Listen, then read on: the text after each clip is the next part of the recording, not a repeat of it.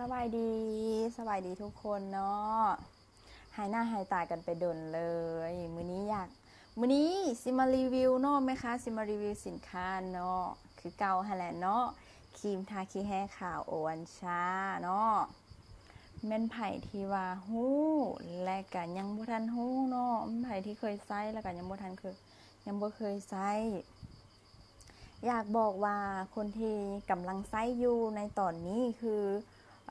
ลูกค้าสำหรับลูกค้าที่ว่าหากเอาไปใช้เนาะ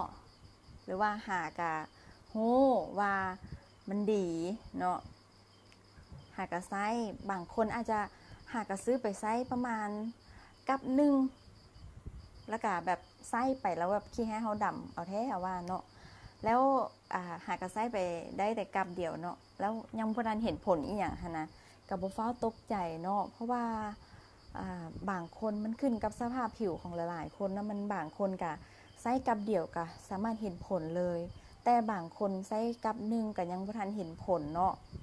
กับอันนี้มันขึ้นกับสภาพผิวของหลายๆคนเนาะแล้วบ่ฟ้าวตกใจว่า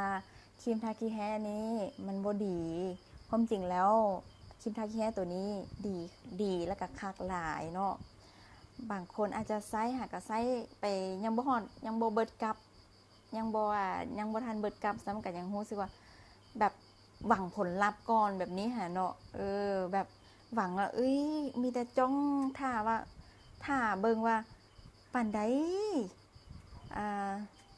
ท่าเบิ่งว่าปานใดมันสิอันนั้นปานใดสิขาวแบบนี้หะเนาะบางคนจะเป็นแบบนั้นแล้ว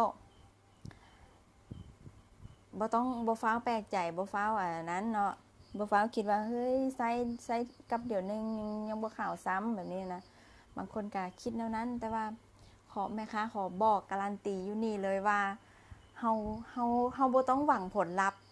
เฮาเพียงแต่ใส่ไปโลดใส่ไปทุกมื้อใส่ไปเนาะแล้วพอมันสิขาวก็มันกลายไป 2-3 เดือนแล้วมันก็ขาวขึ้นเลยแล้วก็แบบเฮาบ่ต้องจ้องเบิ่งทุกมื้อว่ามันยามใดมันสิขาวยามใดสิขาวแบบนี้เนาะถ้าเฮาจ้องแนวนั้นมันก็บ่ขาวจักเทื่อมันอายเฮาเด้มันอายมันก็บ่ขาวเนาะคือกับมันคล้ายๆคือกับเฮาปลูกต้นอีหยังก็สร้างปลูกต้นไม้เนาะแล้วทุกมื้อเฮาก็ไปจ้องเบิ่งแต่มันว่าปานใดมันสิใหญ่ปานใดสิใหญ่แบบนี้เนาะมันก็ใหญ่ขึ้นของมันนั่นแหละแต่ว่าเฮาจ้องมันหลายโพดมันก็อายมันก็บ่ใหญ่หรือว่าบางทีเฮาเบิ่งมันหลายโพดมันก็คือเก่าแบบนี้นะความจริงแล้วมันก็ใหญ่ขึ้นแล้วครีมทาขี้แห้ตัวนี้ก็คือกันบางทีเฮาอาจจะทาไปเฮาคิดว่ามันบ่ขาวดอกมันบ่เห็นขาวซ้ำแบบนี้ฮะเนาะอันนี้มันเฮาหวังผลลัพธ์ของมันโพดเฮาแม่ค้าอยากบอกว่าเฮาเพียงแต่ใส่ไปเฮาบ่ต้องหวังว่ามันสิขาวบ่ต้องไปอีหยังไปจ้องหรือว่าไปแนมเบิ่งมันหลายสิเนาะเฮาใส่ไปแล้วบัดนั้นเฮามาเบิ่งย้อนคืนเบิ่งคืนแล้วมันสิขาวขึ้นแบบว่าป้าขี้แห้เฮาบ่ได้เป็นขี้แห้เฮาดำแท้ดำว่าแล้วมันขาวขึ้นปานนั้นพ้นนะคือกับต้นไม้เฮาปลูกหั่นเนาะเฮากลับไปหดผักหดมันโลดแล้ววันนั้นน่ะอยู่ๆแล้วเฮาก็ไปจ้องเบิ่งมันแล้วมันก็ใหญ่ขึ้นมันเป็นแบบนั้นเนาะครีมทาขี้แห้นี่ก็คือกันบางคนอาจจะใช้บางคนอาจจะสภาพผิวเขาเจ้ากันยังเป็นแบบมันแบบว่าเขาจะใช้โคโลนหรือว่าใช้หลายผลิตภัณฑ์เนาะใช้หลายผลิตภัณฑ์แล้วแบบนี้มันก็สะสมอยู่ในใต้วงแขนหรือขี้แห้เนาะสะสมไว้ละลายแล้วก็ดนๆอีกสิเนาะแล้วส่วนมันสิปรับสภาพผิวมันสิไปเฮ็ดให้มันสิไปปรับให้มันสมดุลนะมันก็ต้องได้ใช้เวลาเนาะ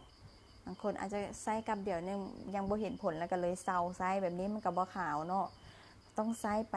ปโลดเพราะว่าอันนี้มันบางคนซื้อเนาะอันนี้นะคะว่ากับบางคนซื้อ